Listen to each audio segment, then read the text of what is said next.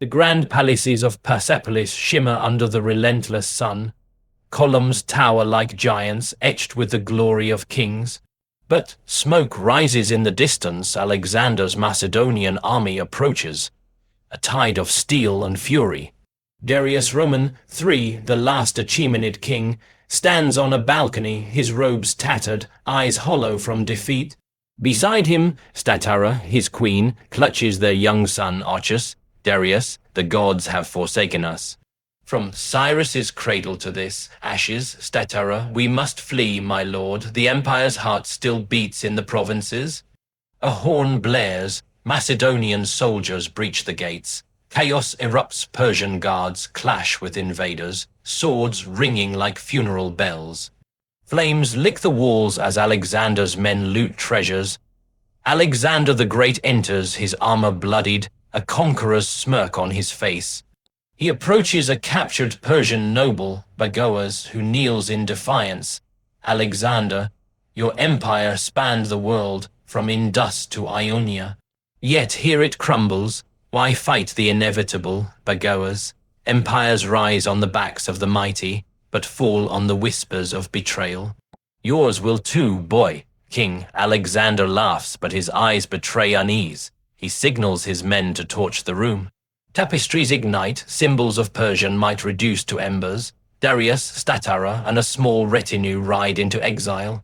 Hooves pound the sand as pursuers close in. Darius to Stateira, promise me, teach Ochus of our legacy. Not the ashes, but the fire that built it. An arrow whistles. Darius falls from his horse, mortally wounded. Stateira screams as Macedonian scouts surround them. Stateira tearfully to Ochus, remember, child, Persia endures in our blood. From glory to dust, an empire in ashes, but seeds of rebirth linger in the wind. The script's opening sequence vividly captures the cataclysmic fall of Persepolis, the ceremonial heart of the Achaemenid Empire, under the relentless onslaught of Alexander the Great's Macedonian forces in 330 BC. As the camera pans across the sprawling complex, viewers are immersed in the architectural splendor that once epitomized Persian dominance. Towering apodona halls with their intricate bas relief, depicting tribute bearers from distant satrapies, colossal gateways guarded by mythical Lamashu figures, and vast terraces that hosted grand processions honoring Ahura Mazda. The sun beats down mercilessly, casting long shadows over the stone carvings that narrate tales of conquests from Cyrus the Great to Darius I, a visual testament to an empire that stretched from Indus River to the shores of the Mediterranean, encompassing diverse peoples and cultures under a sophisticated administrative system. Yet, this grandeur is juxtaposed with impending doom. Smoke billows on the horizon, a harbinger of the approaching Macedonian phalanx, their sarissas gleaming like a forest of deadly spears. Alexander's army, battle, hardened from victories at Granicus, Issus, and Gaugamela, moves with inexorable precision, driven by the young king's unquenchable ambition to avenge Greek grievances and forge a new world order. The invasion isn't merely a military campaign. It symbolizes the clash of civilizations, Hellenic dynamism against Persian opulence, youthful audacity versus ancient tradition.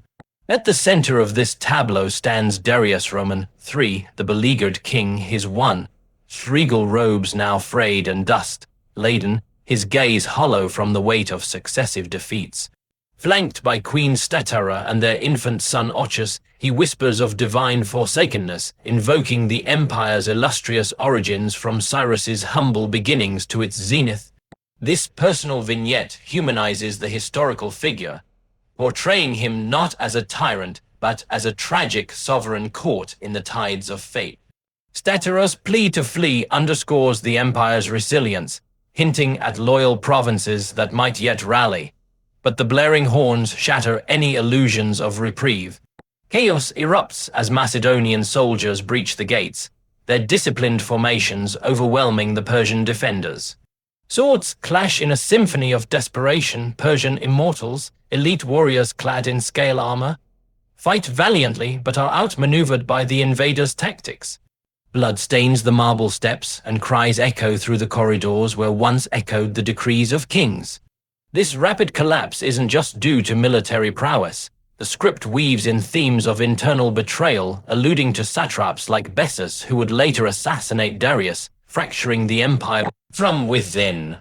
Alexander's forces loot treasuries overflowing with gold darics and exotic spices, symbols of Persian wealth amassed through the royal road and tributary systems, now scattered like leaves in wind. The burning of Persepolis, though debated historically, whether accidental or vengeful retribution for the sack of Athens, serves as the script's poignant metaphor for imperial transience.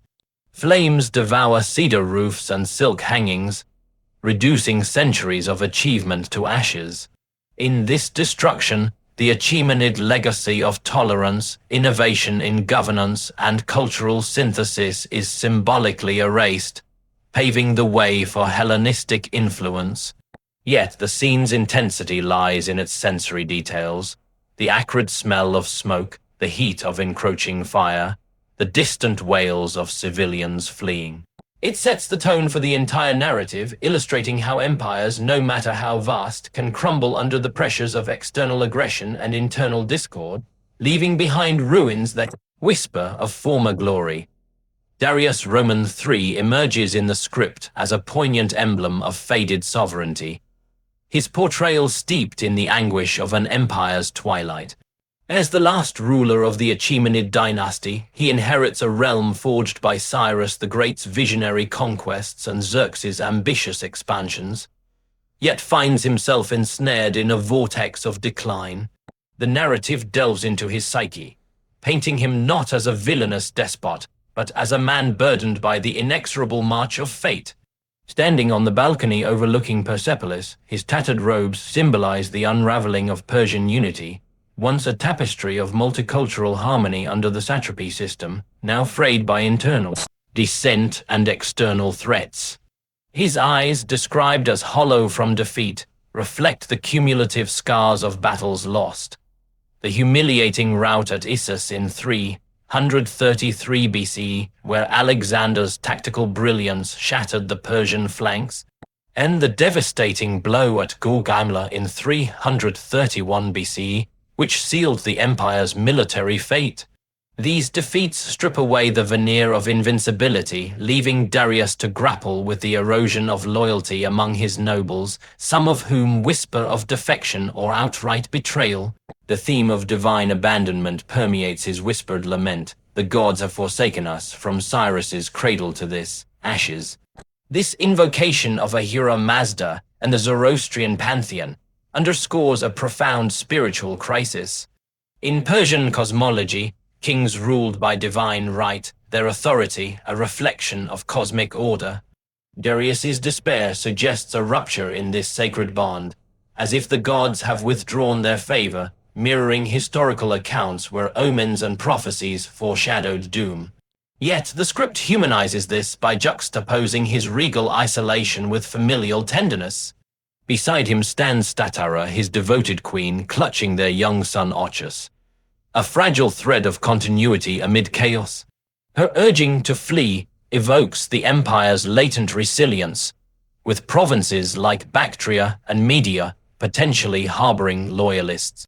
This moment captures the personal toll. Darius, once commanding vast armies and administering through the efficient royal road network, is reduced to a fugitive, his decisions driven by survival rather than strategy.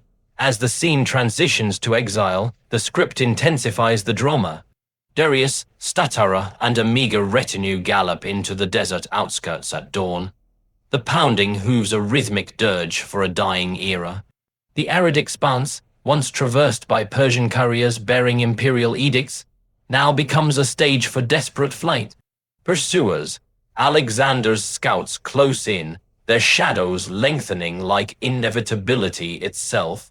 Darius's plea to Stateira, "Promise me, teach Ochus of our legacy, not the ashes, but the fire that built it," reveals a father's poignant hope.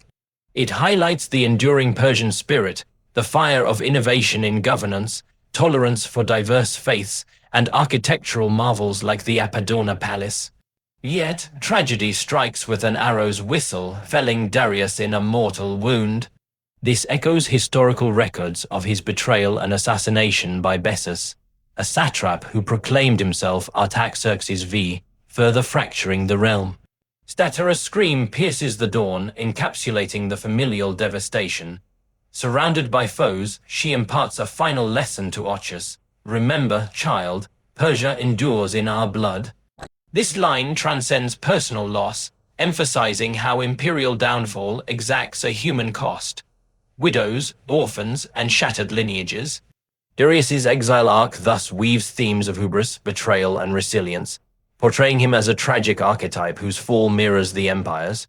From opulent heights to nomadic desperation, burdened by the weight of history, the script uses his journey to explore how leaders bear the psychic scars of collapse, their despair a microcosm of national unraveling where once mighty realms dissolve into the sands of time, leaving echoes of glory for posterity to ponder. The confrontation between Alexander the Great and the captured Persian noble Bagoas forms the script's dramatic core, unfolding in the opulent throne room of Persepolis amid flickering flames and the clamor of looting. This pivotal scene encapsulates the seismic clash of two worlds, the Hellenistic West embodied by Alexander's brash imperialism against the venerable East represented by Persian dignity and foresight. As night envelops the palace, the room, once a sanctum of Achaemenid power with its gilded throne, intricate friezes depicting royal hunts and divine investitures, and air thick with incense now reeks of smoke and spilled blood. Alexander's men ransack treasures accumulated over generations, golden vessels from Egyptian tributes, silks from the Silk Road outposts, and jewels symbolizing the empire's vast reach from the Aegean to the Hindu Kush. Alexander enters, his armor splattered with the grime of battle, a conqueror's smirk masking the exhaustion of his relentless campaigns. At 26, he has already toppled the Persian colossus, driven by a Homeric thirst for glory and a strategic genius that outflanked Darius at every turn. His query to Bagoas, "Your empire spanned the world from Indus to Ionia, yet here it crumbles. Why fight the inevitable?" reveals not just arrogance but a philosophical undercurrent echoing Aristotle's tutelage on the superiority of Greek rationalism over barbarian despotism. The script portrays Alexander as a complex figure, a visionary unifier who would later adopt Persian customs, yet here, in the heat of victory, he embodies unchecked ambition, signaling his men to ignite the room as a statement of dominance. Bagoas, kneeling yet unbroken, rises with measured defiance, his response a prophetic barb. Empires rise on the backs of the mighty, but fall on the whispers of betrayal. Yours will too, boy king. Historically a eunuch and favorite of Darius, Bagoas is reimagined as a symbol of Persian resilience, his words drawing from the empire's storied endurance through rebellions and invasions. This exchange highlights cultural friction. Persian governance, with its satrapal federalism and religious tolerance, contrasts Alexander's fusionist Hellenism, which would Hellenize the East but sow seeds of fragmentation. The boy king epithet underscores the age gap and perceived immaturity, foreshadowing Alexander's own untimely death at 32, his empire splintering among Diadochi's successors. As laughter escapes Alexander, his eyes betray unease, a subtle nod to historical accounts of his growing paranoia and the burdens of conquest. The torching of tapestries, woven with scenes of Xerxes' triumphs and Cyrus's liberations, visually annihilates Persian iconography, mirroring the real burning of Persepolis, debated as drunken revelry or deliberate vengeance for Athens' sack in 480 BC.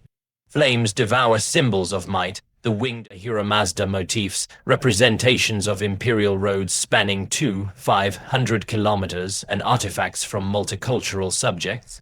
This act of destruction amplifies the theme of conquest's transience.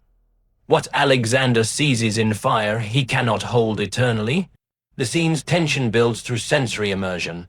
The crackle of flames, the glint of looted gold, the defiant stare between foes illustrating how personal encounters distill grand historical shifts. Alexander's ambition, fueled by myths of Achilles and a desire to surpass his father Philip, meets Persian stoicism rooted in Zoroastrian dualism of good versus chaos.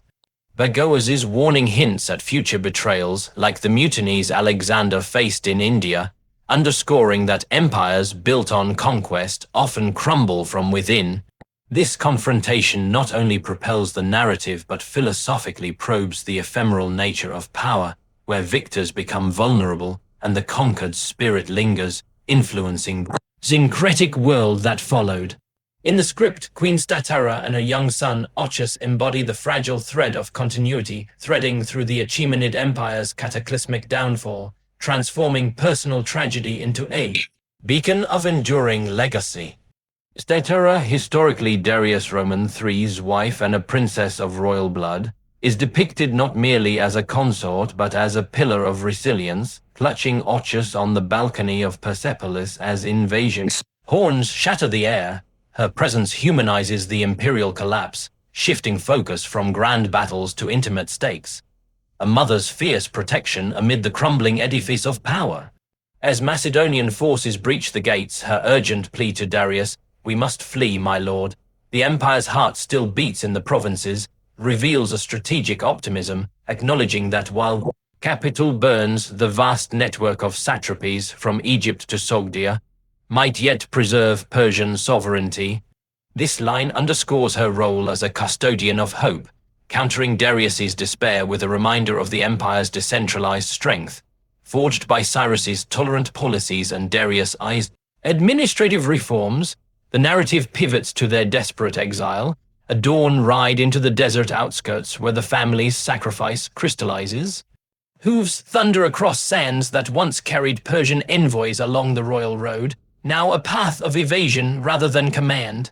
Darius's parting words to Stateira, "Promise me, teach Ochus of our legacy, not the ashes but the fire that built it," elevate the scene to a profound meditation on inheritance. Here, legacy transcends material wealth or territorial dominion. It encompasses the fire of Persian innovation, the world's first postal system, multicultural integration under Zoroastrian ethics, and architectural wonders like the terrace of Persepolis. Ochus, the innocent heir, symbolizes untarnished potential. His why, dyed silence contrasting the chaos, evoking how empire's futures rest on the shoulders of the young. Stateira's promise, though unspoken in the script, is implicit in her actions, positioning her as the vessel for cultural transmission amid ruin. Tragedy strikes with visceral immediacy. An arrow fells Darius, his body crumpling in the dust, a metaphor for the empire's mortal wound. Stateira's scream rends the dawn, capturing raw maternal anguish as scouts encircle them. In this moment of vulnerability, her tearful address to Ochus, "Remember, child, Persia endures in our blood," encapsulates the theme of sacrifice. Historically, Stateira and her family faced grim fates. Captured by Alexander, she reportedly died in childbirth or grief, while Ochus's fate remains shrouded, perhaps executed to eliminate claimants. The script romanticizes this, emphasizing blood as a conduit for resilience, where physical destruction, flames devouring the horizon, cannot extinguish ideological endurance. This familial vignette contrasts the script's broader motifs of betrayal and conquest, highlighting how women and children, often sidelined in historical annals, become bearers of national identity. Stateira's portrayal draws from ancient sources like Plutarch and Arrian, who note her dignity in captivity, impressing even Alexander. In the script, this dignity manifests in her composure amid panic, sacrificing personal safety for legacy's sake. Ochus, though minimally characterized, represents innocence lost, a poignant reminder that empires falls orphan generations. Their story weaves sacrifice into hope. Darius's death is not mere defeat but a transference of spirit, urging posterity to rebuild from embers. This dynamic enriches the narrative, illustrating how amid ashes literal and figurative family bonds forge unbreakable chains of memory, ensuring Persia's cultural phoenix rises in subsequent eras, influencing Hellenistic syncretism and beyond. The desert scene, with its stark beauty and encroaching peril, amplifies this, turning exile into a sacred rite of passage where sacrifice begets eternal flame. The script masterfully intertwines themes of impermanence throughout its narrative, using the recurring motifs of fire and ashes as potent symbols for the cyclical nature of empires. From the opening vista of Persepolis, where smoke signals impending doom, to the final fay, doubt amid consuming flames, these elements underscore the fragility of human achievements. Fire, in Zoroastrian tradition central to Persian culture, represents purity, divine favor, and creative force evident in the empire's historical reverence for eternal flames in temples. Yet the script subverts this, transforming fire into a harbinger of destruction, as Alexander's torches reduce grand tapestries and cedar halls to ashes, mirroring the real 330 BC burning that historians like Plutarch attribute to vengeance or revelry. This act erases tangible symbols of Achaemenid glory, the intricate carvings of subject nations bearing tribute, the vast treasuries funding the royal roads messengers, and the administrative archives that sustained a multicultural realm spanning 3 continents. Ashes, the residue of this blaze, evoke not just loss but potential renewal, aligning with the narrative's refusal to end in utter despair. Darius's lament, from Cyrus's cradle to this, ashes invokes the empire's meteoric rise from Cyrus the Great's unification of Medes and Persians in 550 BC through expansions under Cambyses and Darius I to its peak under Xerxes. This trajectory illustrates impermanence, what was built through tolerance, innovation, like the first charter of human rights in the Cyrus cylinder, and military prowess crumbles under betrayal and superior tactics. Bagoas' prophecy to Alexander, empires rise on the backs of the mighty, but fall on the whispers of betrayal. Yours will too, extends this theme universally, foreshadowing the Macedonian Empire's own fragmentation after Alexander's death in 323 BC, divided among squabbling generals into Hellenistic kingdoms. The desert exile amplifies these motifs, with dawn's light casting long shadows over fleeing royals, the sand itself a metaphor for time's erosion. Darius's fatal arrow wound leaves his body amid the dunes, soon to be dust, yet his plea to Stateira emphasizes the fire that built it, the enduring essence of Persian identity. Stateira's words to Ochus, "Persia endures in our blood," suggest that impermanence affects structures, not spirits.